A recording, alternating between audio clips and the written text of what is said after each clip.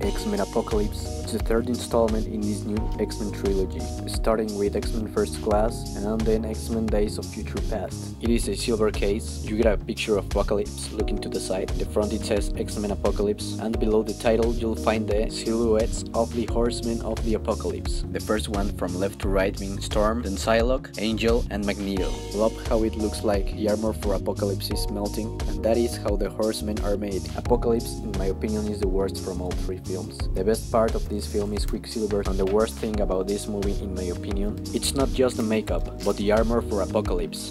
They had a great actor play the character, and I think they screwed with this pathetic look, which didn't look that menacing. Not menacing at all.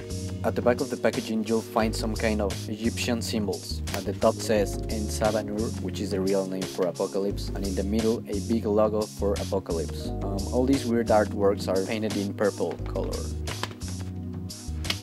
This Blu-ray Steelbook edition only features the Blu-ray of the movie. It does not include the movie on DVD or the digital copy. Now the case is really cool, I like it a lot. I give this film a score of 6.5 out of 10. Finally, the X-Men Apocalypse letters at the front of the case have some really nice texturing. It feels really good.